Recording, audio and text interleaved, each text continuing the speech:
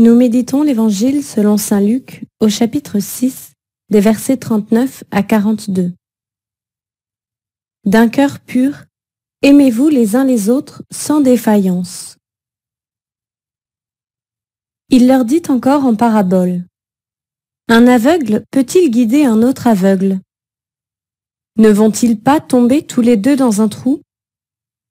Le disciple n'est pas au-dessus du maître, mais une fois bien formé, chacun sera comme son maître.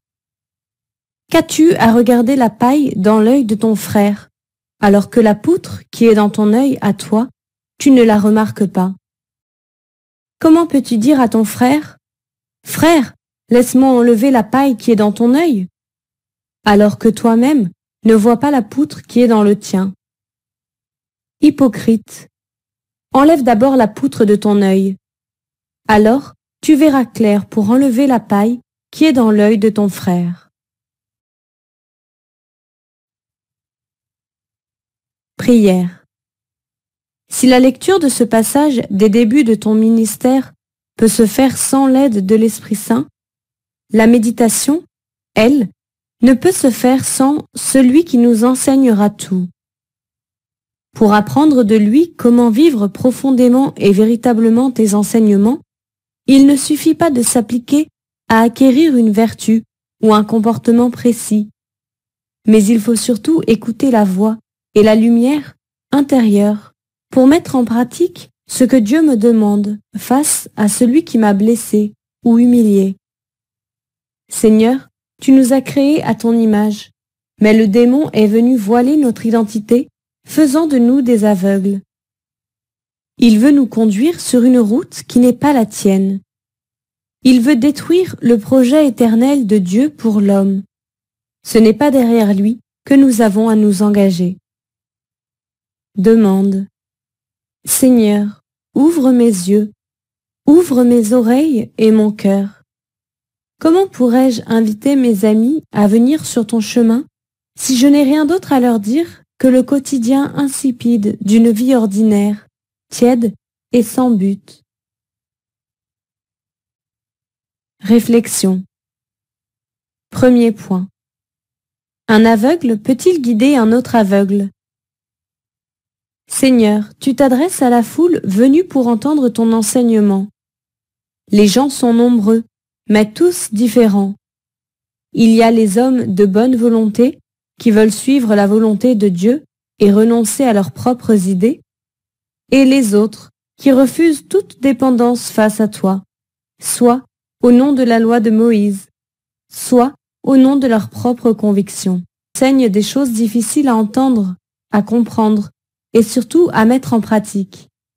Tu viens de parler de l'amour des ennemis, réalité qui n'est pas évidente pour une grande majorité portée au jugement négatif, exprimé ouvertement ou non, par la violence en parole ou même en acte. La blessure ou l'humiliation nous fige instinctivement sur une position de défense sans chercher à comprendre le pourquoi de la situation. Aujourd'hui, Seigneur, les choses restent identiques à celles des auditeurs de ton temps. Tu m'invites à réfléchir sur le respect que je dois à celui avec lequel je suis en désaccord.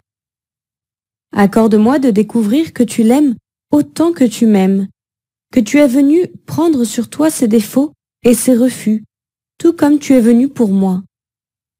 Tu nous connais tous les deux, et tu es venu nous apprendre à nous respecter et à nous aimer comme toi, tu nous as aimés. Deuxième point. Qu'as-tu à regarder la paille dans l'œil de ton frère? Seigneur, à chaque instant tu es avec moi. Je veux te laisser diriger mon comportement, mes choix quotidiens. Si je suis à ton écoute, même en pleine action, je te laisserai me dicter la conduite à suivre quand je suis rejeté, humilié ou compté pour rien, comme tu le faisais avec ton Père pendant ta vie au milieu de nous. Au lieu de voir la poutre de l'autre, de le juger avec arrogance ou de le regarder en le dépréciant, tu me donneras la patience pour me maîtriser et rester près de celui qui me perturbe. Tu ne laisseras pas la rancœur s'établir entre deux aveugles. Oui, Seigneur, il est peut-être aveugle, mais je le suis au moins autant que lui. Troisième point. L'hypocrisie est la source de l'aveuglement.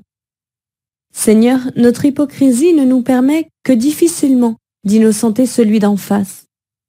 Nous nous sentons toujours et en tout supérieurs à l'autre.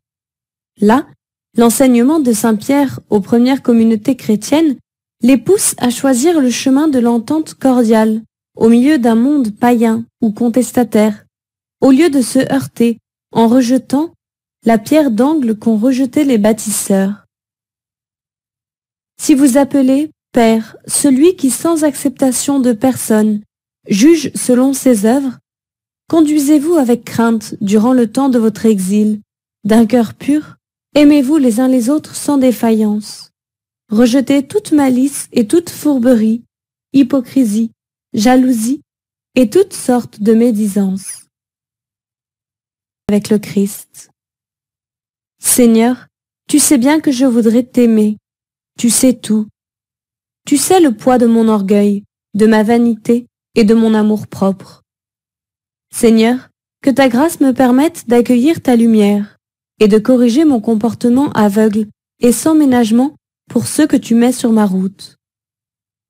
Seigneur, tu enseignes les foules et tu nous demandes de suivre ton exemple de bonté et d'humilité. Tu veux que nous soyons un entre nous, comme vous êtes un, toi et le Père. Résolution.